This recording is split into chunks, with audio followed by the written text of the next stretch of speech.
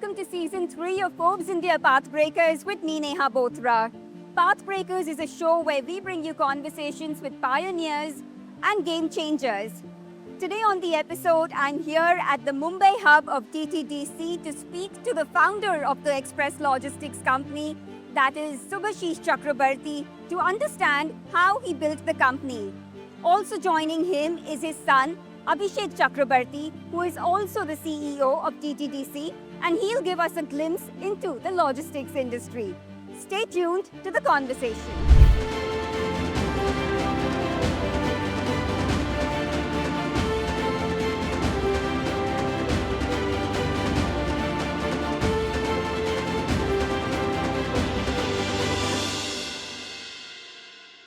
Welcome to Pathbreakers. Thank you for having me at the Mumbai hub of DTDC. And I think maybe one of my parcels is also somewhere in one of the bags. 35 years you've built this. Tell me a bit about how the idea to start DTDC came about. What I do know about your journey is that you had studied chemical engineering, you had a brief stint at an insurance company. How did the eureka moment come about? I never thought about running a courier company. It came because of some requirement. During 1988, 89, that time I was in Bangalore, and before I start my own chemical production or anything, I started to understand distribution line, how the chemical product or chemical, the material can be distributed in different parts of the country. I started with South India, and those days we have to send the product by transport, lorry. Those days we have to send by post, all through during those times. I used to receive the call from my dealer that, sir, 7 days over, 8 days over, I am not getting the goods. I cannot sell the product. So I said, I have already sent to the postal department. They said, sir, not reached. And as people always say that, when you face a challenge and you don't, bog down to the challenge, you get some solution. So then somebody told me, don't you know that there are courier services? I thought it was a miracle those days. Question came to my mind, why don't I start myself a courier company? But let me go to Abhishek at this point. So it was against the liberalization of the economy that your father saw a gap, and that's where the beginning of DTDC really took place. Tell me a bit about what are your earliest memories of that period, while he was building DTDC. Yes, I was a very, very small kid. I think I just about started school at the time when the brand was built. But I think my earliest memories, while they are not so much about the struggle, it's about the great adventure. Right, to see a man and the family going through this journey where you're trying to literally build something with your own hands. I think even at a very young age, it was very inspirational. It always brought in a lot of curiosity.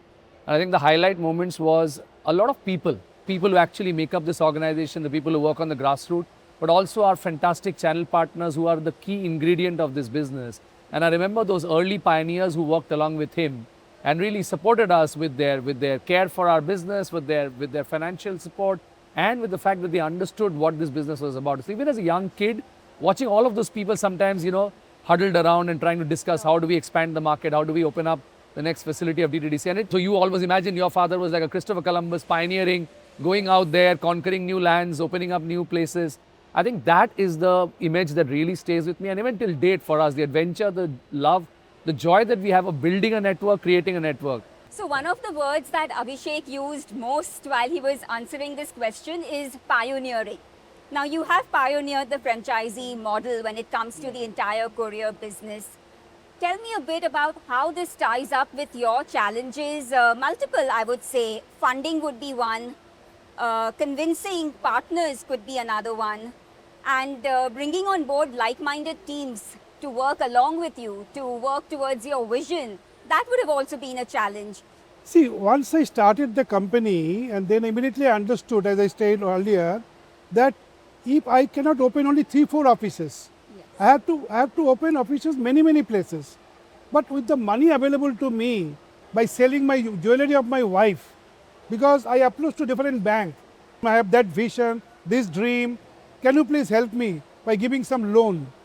Unfortunately, every bank told me that do you have asset to mortgage or something that then we can give a loan. There was no venture capital There at is that nothing. time. There is no venture capital. With that, I got some money. You will not believe. 70,000 rupees only I got. That is the time I understood. Like, I want to be an entrepreneur. I want to create a network company. I want to create a company where not much big assets required, but required at least a small office, a telephone, and a weighing machine, at least that much.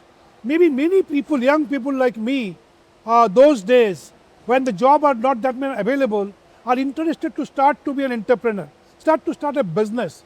I thought if I can, connect the dream of one entrepreneur, one unemployed young people who are looking for a job or looking for starting a business with minimum capital, if their dream and my dream to create a big network, it can connect it with the one single thinking that any given transaction, whatever DTDC as a company will earn, my friend partner, which I call that time Google was not there, internet was not there, people only know agency, but somewhere I found the word franchisee. So I thought agency means only commission, but I have to give entrepreneurship, I have to give a business-like feeling to them. So I created something which we call today channel partner or franchisee. Any given transaction, they should earn at least 3 to 4 times than what company is earning. And so with that philosophy, partnership philosophy, entrepreneur philosophy, I created the first of its kind, the franchisee concept in India, possibly in the entire industry, but more so in the logistic courier supply chain industry. Our philosophy of growing people have not to have something in life has created a proven model today, which is one of its kind in India. Many people are copying us, but they can't create the original one. I think it is one of its kind in the whole world. And you see the success, which we started with one partner in 1990, the first month. Today we have in India alone, apart from other part of the world, in India alone, we have 16,500 partners, which is growing every day. And that's the way DTDC is pioneered. Tell us about how this is juxtaposed in current times. How does the model work within the logistics industry in light of the disruption that we are seeing in the industry? I think, Neha, the first thing that one needs to understand about what's changing dynamic in our market today is that post-COVID, I think the explosion of e-commerce and on the other side, technologically, the explosion of all the digital solutions and services meant that how business gets done is fundamentally changing. And what DTDC realizes is that what was a pioneering first of its kind idea today becomes the core of the reason why we grow so well, right? Yeah. DTDC today is one of the few enterprises in our industry that has an extremely strong digital set of capabilities that we have built, including our front-end solutions that we provide to end consumers, the entire middle mile systems which have all the technology built into it to process parcels at the fastest speed, and ultimately the last mile capabilities. So when you add that digital capability with this huge physical network of 16,500 customer access points, you have a one of its kind phygital network of India. And as India is now rapidly moving from a classic e-commerce to a quick commerce, we believe that with our network today, 96% of India's population need only go a few kilometers to get access to our network. And that means that the products, the services, the packages that they require are that close to them. And that's what is the modern commerce that is now emerging. And that's why DTDC with its, not only its classical network, but now the added digital capabilities and the rapid commerce expansion that we're doing means that we are ideally positioned to cater to all of these needs of our consumers. So how many PIN codes would you say this franchisee model allows you to service? Today we have more than 14,500 PIN codes. That takes care of more than 70% of India's land mass, but 96% of India's population is touched by us. So whether you're a C2C consumer, you're a large enterprise with B2B requirements, or the new and modern B2C businesses, DTDC is able to cater to all of that, not just domestically, but globally across the world, thanks to our international presence in 7 countries outside of India. So Mr. Chakraborty, you mentioned that you were bootstrapped as a company, and you also told me that apart from 2-3 months during the COVID period, the company has never incurred a loss. How do you see the profit trajectory shaping for the company? Again, in light of the changing dynamics of the industry, there is a lot of competition. Many newer companies have come up and they have hyper-local capabilities they can deliver within hours. So how has that put pressure on margins, if at all? And what would be your outlook on the growth front? As we are not blessed with burning somebody's money, today many startups, they have the luxury for the sake of showing an abnormal growth, selling the product, selling the services below the cost, just for the sake of growth, creating a valuation, and then, at the risk of burning investors' money. Today, that is the way the business is done today, because they have an access to show the growth, even at the cost of losing money, selling at the cheaper rate to capture the customer, and then showing a valuation, and then getting money, and then burn the money.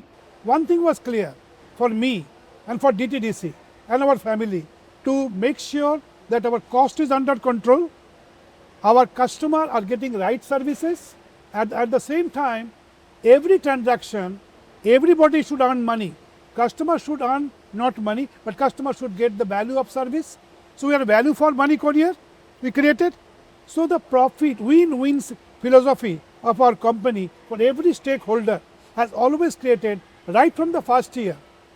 And that's the reason DTDC, with its internal resources, always tried to do new research, new technology investments, new product innovations, and which is going up to, which our younger team, our CEO is now creating a new story, which is going to be a big story in the country. It's a story of rapid commerce.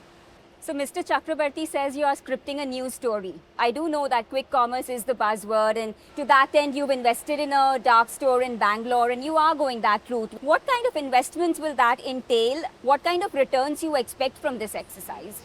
See, I think like any new thing that you begin, you always need to first focus on who are the consumers and what's the kind of product that you're trying to build for them. I think the space that we are in, there is so much of change and so much of opportunity that is coming in. As he said, DTDC is very meticulous in picking the right opportunities to go after. And for that, the work that we've been doing over the last few years in terms of creating the entire digital backbone for the organization, in order to provide and orchestrate those services, that I think has been the key. And that will continue to remain as one of our major areas of investment. Yes, the footprint of the network will change from a customer who's probably used to receiving a package in 3 to 5 days to expecting them to receive the package in 3 to 5 hours. Needs that we will change the way we configure our network. But there's a huge amount of investment that we make on artificial intelligence and machine learning, which basically tells us when and where and how to expect a parcel to be delivered to a consumer. And we understand that the consumers of today, the Gen Z, the Gen Alpha and beyond, their consumer patterns are changing, their behaviors are changing. So a lot of investment that we made is on how do we converse with those customers. I'll give you a small example. One of our latest launches is our own DTDC Interactive Virtual Assistant. We are the first company in our industry to have our own conversational AI. It is able to help you in 17 languages, and that means making sure that you get the right product at the right time. We see the next 2 to 3 years is going to be an exciting phase of investment. Technology will be a big part. There will also be the physical infrastructure. We believe the returns are going to be very, very healthy. And more than the returns, the kind of growth trajectory will certainly be very exciting. This market is growing at nearly 45-50% as a whole. And if you look at the Indian consumer base, we're still talking about metro cities. But imagine how many Indians who live in tier 1, tier 2 and tier 3 markets. And with a network like ours and our ability to reach out to the hinterland, we believe for the next 5 to 10 years, Indians are going to massively move with this new form of commerce, and players like us who are pioneering in this space will continue to move with them and therefore grow, but also grow in the same profitable spirit that he was talking about. So do you believe you will outperform the 45%? Initial few years, we are probably looking at triple-digit growth, at least in terms of new businesses are concerned. What we see is that in the Indian GDP growth story, which is the big highlight right now, the consumer spending power that India has and how that is fueling our economy is the key. That key leads to the growth of these new forms of commerce. And a player like us, which is so well rooted in the market, means we've got almost all the right ingredients to ensure we can capitalize. So, you did touch upon automation, technological investments. Artificial intelligence is one phenomena that everybody is talking about, and they are trying to incorporate in their supply chains and manufacturing facilities as well. To that end, tell me a bit about how DTDC is moving in that direction in terms of making lines more automative, using more of artificial intelligence. I think that's a very relevant question, Neha, because the size and scale at which we operate today, it's no longer possible for a few human beings to apply their individual intelligence to try and solve these problems. These are very large problems. Just to give you some statistics, DTDC handles more than 180 million packages every year.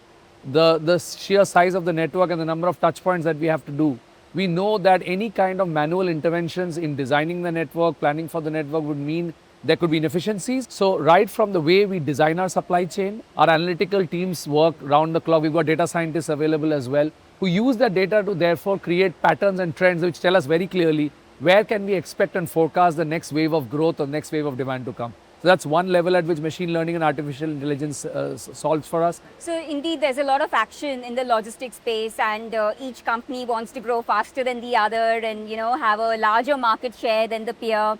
Tell me a bit about what your plans are when it comes to list on exchanges. Are you thinking on those lines? See, the competition is not going to slow down. As the market is evolving, there will be a red ocean kind of situation. But every company had to cut another company. Throughout this 35 years journey, we have faced 35 hundreds of different kinds of competitors. But today, we are still going and going stronger, and we are present in each vertical of this logistic industry. So you're saying you have the building blocks to be relevant for the coming years, irrespective of competition. Right. You are present in some of the key domains in the industry. Right. So is the time right for an IPO then? For 35 years, we managed our fund with our very strong cash flow management. We managed our fund internally. Even today, possibly DTDC this year will cross, our revenue will cross around 2,500 crore. We are not in a hurry immediately to go to the IPO market. Our track record shows our fantastic success. That too, the existing shareholders that we've always given fantastic returns. We've not only given back dividends, but we've used the infrastructure and the resources that we have to continue to grow the business. Now, while the question of whether the company would like to list itself is of course dependent on conversations that we continue to have internally with our management, with our shareholders. But what we do believe is that a company like DTDC is a company that has all the right ingredients to take big steps in the future, to invest even better, to produce better returns. Now, whether it is public markets or private markets, all options remain open. So that's the new leadership talking in terms of being open to the idea of an IPO. Your father did say that you had to be at DTDC for 14 years before he trusted you with the responsibility of leading the company as CEO. Yeah. What are your aspirations for the company going forward, and what is the legacy that you want to carry forward and build upon it in the coming time? Many startups just build up, create values and sell it off. I think when I started this company, I always believed, though I founded the company, but this company is not just for me or my family. This company is built by the people, by our partners, right? So we always thought that we will do that kind of thing which will never destroy the values of our employees and values of our partners. So coming back to our current situation, I think we are quite contained, quite happy to the way we are working. We have brought the company to a level, and I'm quite confident, knowing him not as my son, but knowing him as a professional for last 15 years. I think DTDC is in the right leadership hand to take the company from one level to another level. From 2,500 crore to 25,000 crore journey is possible by a younger leader like him. 25,000 crore, your target has been given to you by Mr. Chakraborty on record. I think it's more about what are the targets you set for yourself. I would say, I just want to embellish one fact that the trust was always there. When I started this company or joined in this company, we were about a 200 crore company. By the time I could become a CEO, we've grown 12 and a half times. So I asked myself, do I want to be a 40-year young CEO of a 35-year-old company? Or what was it the other way around, that I'm a 40-year-old CEO of a 35-year young company? I like the latter. I think the future is extremely bright for the whole country And for a company like DTDC, which is, our story is very much intertwined with India. 1990-ish, India liberalizes, DTDC is born. So I believe if India is going to do successful things and great things, a company like DTDC that's been with India in its entire journey, whether me or any other succeeding generations, will continue to have great dreams and will probably make some good things happen. On that very happy note, we'll end the conversation. It was great speaking with you. Wonderful knowing how you built the company and getting the founder's perspective, and of course, getting a glimpse into the mind of the new leader at DTDC. It's been an amazing conversation. Thank you so much for your time. Thank you, Neha. Thank you for being with us. But Neha, I don't know whether you've had a chance to actually look around our hub, this fantastic facility. Actually, I'd love to. I don't know how all of this works, but would love to see how the hub actually operates. Sure. It'll be my pleasure to probably take you through a short walk. I think, Abhishek, you can take her through. Thank you so much. I'd love that. All right. Great.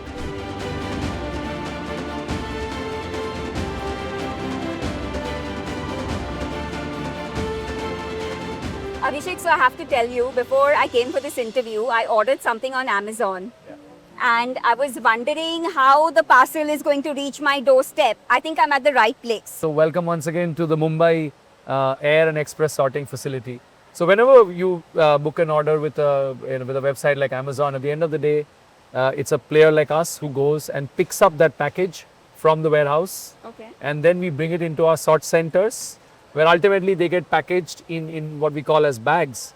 And they enter finally and come through small trucks into a large facility like this. Okay. What you have in front of you is an automated sorter that forms the backbone of this facility. This facility handles about 90,000 packages every day, about 125 tons. And a lot of those packages find their way into this sorter. So this sorter's primary job is to ensure that no matter what packages come from any part of the country, it's able to do 3-4 critical things. Number one is once those packages have been put onto this conveyor system, the machine that you see in front of you actually scans that parcel. It comes to know the barcode which carries the information about that parcel. Sure. It is able to get the camera image of that parcel, which tells us about what that parcel is, what it contains. It also gives its dimensions and important matrices, which help us to give an invoice back to our customers. And then the journey of the parcel begins, where finally you'll get to see how that parcel finds the right destination and therefore can reach a Neha of the world. So I think as you move on to the main spine of this sorter, you can see this is where you can look at the conveyor system and the sortation arms. Sure. And if your cameras focus on it, these movable arms that you see, Yeah. they get a signal from the machine, and depending on the barcode that has been scanned, each arm already knows where each package is supposed to go, right? And as soon as the package gets close to the arm moves and it puts the package into what we call as a primary sort chute. Okay. Because at the end of the day, every package needs to go 2 levels of sorting. What you see here is what is called the primary sorting. The primary Yeah, sort. because at the end of the day, with 470 branches and 37 hubs to which our packages move, to reach all those millions of consumers, we need to do multiple levels of sorting. Otherwise, in one single flow, you'll never be able to process the package, right? Probably in the next step, I'll show you how ultimately this package needs its next most important juncture and makes it to the end Sure. consumer. So this is the primary sorting. Primary sort. Yes. So these are the bags where they are sorted into? Yes. So, and before you understand how a package reaches this stage, I'll probably like to take you into this alleyway that we have over here, where you can take a look at how the secondary sorting that happens. Okay. If I can take a moment, as you can see the two gentlemen who are working over there, Yes. the arms of the sorter basically push the package into this primary chute, right? Okay. And each of these boys is equipped with a handheld device. And as soon as they scan the barcode of any of the packages, one of the lights in this machine light up, like you can see a light that's lit up over Yes, there. the That light. tells you which particular bag that parcel needs to be put into. Because every single point that's been kept over here stands for a certain destination branch of DTDC. Because all the consumers are all mapped, all pin codes, all locations are mapped to those branches. So at the end of the day, what this machine does is with the primary and the secondary sort, it ensures every single package finds its way into the right bag, and then it's those bags that are staged and made available. And ultimately, once in the evening hours when it's the right time for the trucks that have arrived, which are going to travel overnight over multiple distances in multiple locations. So for example, from Mumbai, it's going to go all over the state of Maharashtra. It's going to go to the entire west zone. Yes. And there are trucks that run all the way from Mumbai all the way to as far away as Guwahati as well, which carry the packages. So every possible conceivable corner of India can be reached from this hub with this wonderful combination of this machine and the human beings that work along with that to ensure every package reaches its right destination, again, in a safe and secure manner, and obviously with high reliability and a good speed as well. So is this the 3 steps that happen for a parcel to reach the doorstep? Yes, I think this is the primary steps that are required. That's what these facilities tend to do. Beyond this, when you look into it and you move outside this facility, you've got, in our network today, we've got more than 4,200 trucks that are running all across the country that ensure that all the hubs and all the branches are constantly being fed. We have more than 70,000 riders on ground who individually carry each package and reach the doorstep of our consumers to deliver them. So whether it is in the first mile where we went to an e-commerce seller and picked up the parcel, brought it to a facility, processed it, transported it, but ultimately found a way to ensure an individual package to the right consumer. And we need to get this right 180 million times every year, year on year, and growing at a phenomenal pace. So yeah, so the complexities increase, but the way we invest on technology and process, we keep scaling that up as well. And facilities like this are the backbone on which our entire network relies upon. Absolutely. So, when you spoke about the need to focus on hyper-local, because that is clearly where consumers are now taking a liking to. Yeah. Are those warehouses very similar as well? Because over there, you are playing with probably a couple of hours, if not even 15, 20 minutes. The model slightly changes when you look at what we call as rapid commerce. Okay. When you get into rapid commerce, you see the emergence of what is called dark stores. Yes. And it's a common buzzword now that everyone is hearing Everyone's about. talking about. But what dark store effectively is, another operating facility has a smaller footprint. For example, this facility is more than 55,000 square feet. It's on a yard area which is more than 100,000 square feet.